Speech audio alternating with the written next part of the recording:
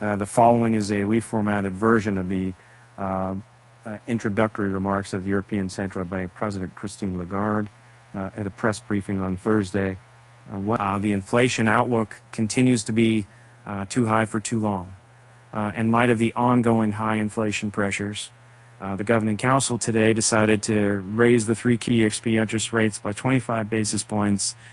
Overall, the incoming information broadly supports the assessment of the medium-term inflation outlook that we formed at our previous meeting. Headline inflation has declined over recent months, but underlying price pressures remain strong. At the same time, our past rate increases are being transmitted forcefully to euro area. Financing and monetary conditions, while the lags and strength of transmission to the real economy remain uncertain. Our future decisions will ensure that the policy rates will be brought to levels sufficiently restrictive to achieve a timely return of inflation to our 2% medium-term target, and will be kept at those levels for as long as necessary. We will continue to follow a data-dependent approach to determining the appropriate level and duration restriction. In particular, our policy rate decisions will continue to be based on our assessment of the inflation outlook in light of the incoming economic and financial data, the dynamics of underlying inflation, and the strength of monetary policy transmission. The key ECB interest rates remain our primary tool for setting the monetary policy stance. In parallel, we will keep reducing the Eurosystem's asset purchase program, APP portfolio, as a measured and predictable pace.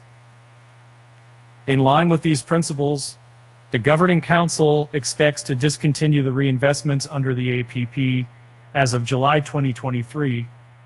I will now outline in more detail how we see the economy and inflation developing, and will then explain our assessment of financial and monetary conditions. The euro area economy grew by 0.1% in the first quarter of 2023, according to Eurostat's preliminary flash estimate. Lower energy prices, the easing of supply bottlenecks were in fiscal policy support for firms and households have contributed to the resilience of the economy. At the same time, private domestic demand, especially consumption, is likely to have remained weak. Business and consumer confidence have recovered steadily in recent months, but remain weaker than before Russia's unjustified war against Ukraine and its people. We see a divergence across sectors of the economy. The manufacturing sector is working through a backlog of orders, but its prospects are worsening.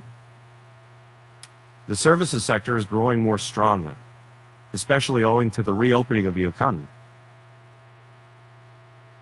as household incomes are benefiting from the strength of the labor market, with the unemployment rate falling to a new historical low of 6.5% in March.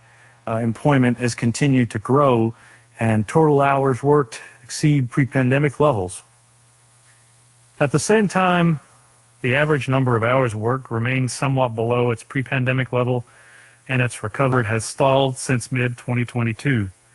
As the energy crisis fades, government should roll back the related support measures promptly and in a concerted manner to avoid driving up medium-term inflationary pressures, which would call for a stronger monetary policy response.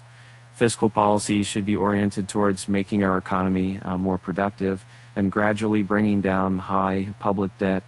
Policies to enhance the euro area's supply capacity, especially in the energy sector, can also help reduce price pressures in the medium term.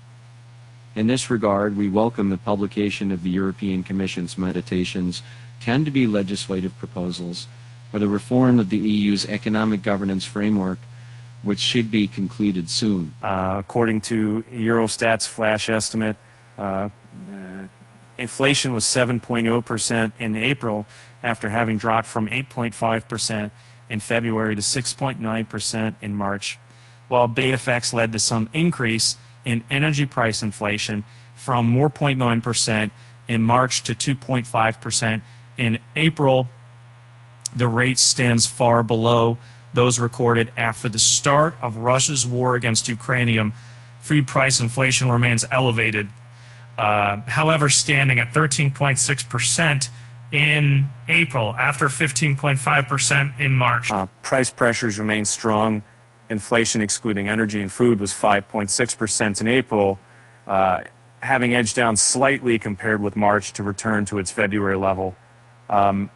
Non-energy industrial goods inflation fell to 6.2% in April from 6.6% in March, when it declined for the first time in several months. But services inflation becomes increased to 5.2% in April from 5.1% in March. Inflation is still being pushed up by the gradual pass-through past decibel pi bottlenecks in services, especially. It is still being pushed higher also by pent-up demand from the reopening of the economy and by rising wages. Information available occasions to March suggests that indicators of underlying inflation remain high. Wage pressures have strengthened further as employees, in a context of a robust labor market, recoup some of the purchasing power they have lost as a result of high inflation. Moreover, in some sectors, firms have been able to increase their profit margins on the back of mismatches between supply and demand, and the uncertainty created by high and volatile inflation. Although most measures of longer-term inflation expectations currently stand at around 2%, some indicators have edged up and warrant continued monitoring. Renewed financial market tensions, if persistent, would pose a downside risk to the outlook for growth, as they could tighten broader credit conditions more strongly than expected and dampen confidence. Russia's war against Ukraine also continues to be a significant downside risk to the economy. However, the recent reversal of past adverse supply shocks, if sustained, could spur confidence and support higher growth than currently expected. The continued resilience of the labor market, by bolstering household confidence and spending, could also lead to higher growth than anticipated. There are still significant upside risks to the inflation outlook. These include existing pipeline pressures that could send retail prices higher than expected in the near term. Moreover, Russia's war against Ukraine could again push up the costs of energy and food. A lasting rise in inflation expectations above our target or higher than anticipated increases in wages or profit margins can also drive inflation higher, including over the medium term. Recent negotiated wage agreements have added to the upside risk to inflation, especially if profit margins remain high. The downside risk include renewed financial market tensions, which could bring inflation down faster than projected. Weaker demand, due for example to a more marked slowing of the bank lending, or a stronger transmission of monetary policy, would also lead to lower price pressures than currently anticipated, especially over the medium term. The euro area banking sector has proved resilient in the face of the financial market tensions that arose ahead of our last meeting. Our policy rate increases are being transmitted strongly to risk-free interest rates and to the financing conditions for firms, households, and banks. For firms and households, loan growth has weakened owing to higher borrowing rates, tighter credit supply conditions, and lower demand. Our latest bank lending survey reported a tightening of overall credit standards, which was stronger than banks had expected in the previous, and suggests that lending may weaken further. Weak lending has meant that money growth has also continued to decline. And summing up, the inflation outlook continues to be too high for too long. In light of the ongoing high inflation pressures, the Governing Council today decided to raise the three key ECB interest rates by 25 basis points. Overall, the incoming information broadly supports the assessment of the medium-term inflation outlook that we formed at our previous meeting. So headline inflation has declined over recent months, but underlying price pressures remain strong. At the same time, our past rate increases are being transmitted forcefully to euro area financing and monetary conditions, while the lags and strength of transmission to the real economy remain uncertain. Our future decisions will ensure that the policy rates will be brought to levels sufficiently restrictive to achieve a timely return of inflation to our 2% median-term the target and will be kept at those levels for as long as necessary. We will continue to follow a data-dependent approach to determining the appropriate level and durational restriction.